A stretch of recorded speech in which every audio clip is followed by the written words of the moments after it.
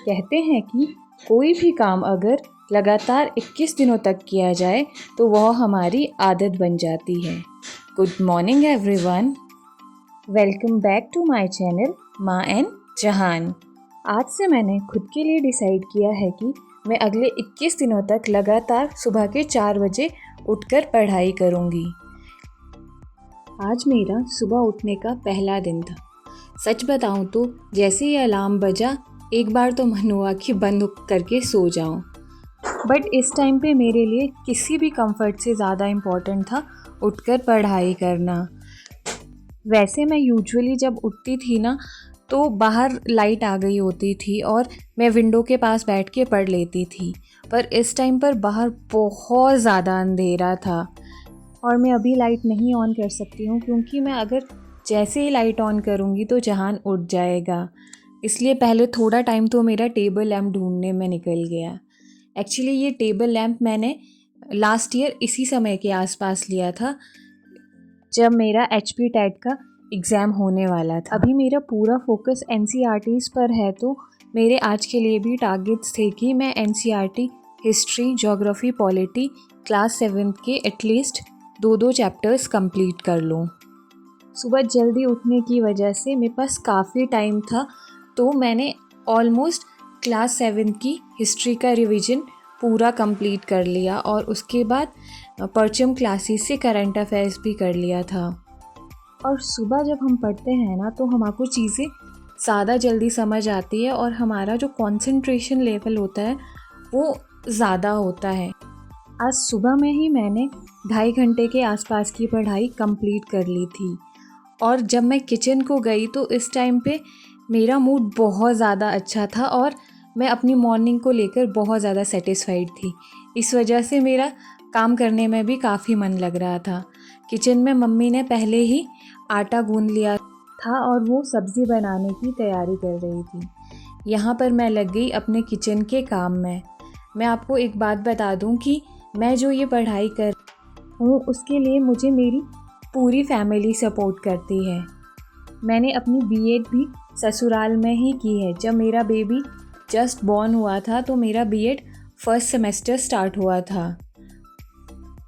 सब मुझे यहाँ मेहनत करते हुए देखते हैं तो सबको यही लगता है कि बस अब इसका भी जल्दी से एग्ज़ाम क्लियर हो जाए। जितना दिल से मैं चाहती हूँ कि मेरी जॉब लग जाए, उतना ही दिल से सब लोग चाहते हैं कि मेरी जॉब लग जाए। अब यहाँ पर थोड़ी देर में जहान भी उठकर आ गया था और उठते ही वो मुझसे नाराज़ था, मेरे पास आ भी नहीं रहा था क्योंकि मैं उठकर किचन में आ गई थी और वो जब उठने लगा तो मैं उसके पास नहीं गई। एक्चुअली मुझे उसकी आवाज़ सुनाई ही नहीं दी, इसलिए वो मुझसे थोड़ा सा नाराज़ हो गया था।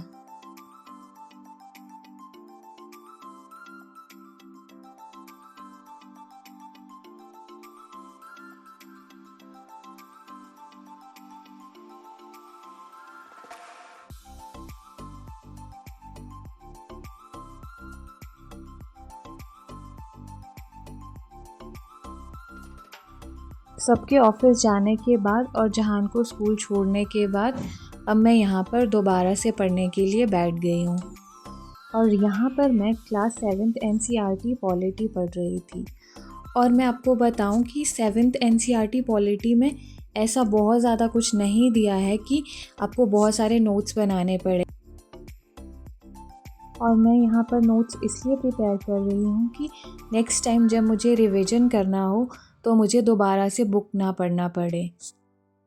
यहाँ पर मैं एक बार फिर से आपको अपने बारे में बता दूँ कि मेरा नाम रिंसी है और मैं एक छोटे से बेबी जो अभी सिर्फ 3 साल का हुआ ही है उसकी मम्मा हूँ। मैंने 2023 में अपनी B.Ed कंप्लीट की है और साथ साथ ही मैंने HP टेट भी क्लियर कर लिया था। अभी मैं HP TGT के लिए प्रिपेयर कर रही हूँ।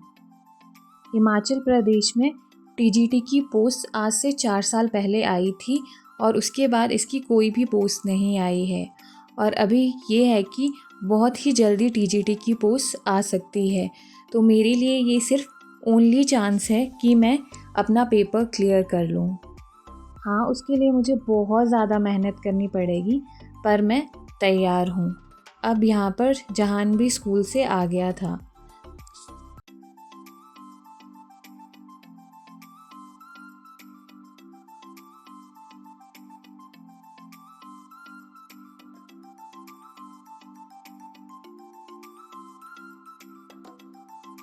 अब ये मेरा थर्ड स्टडी स्लॉट था।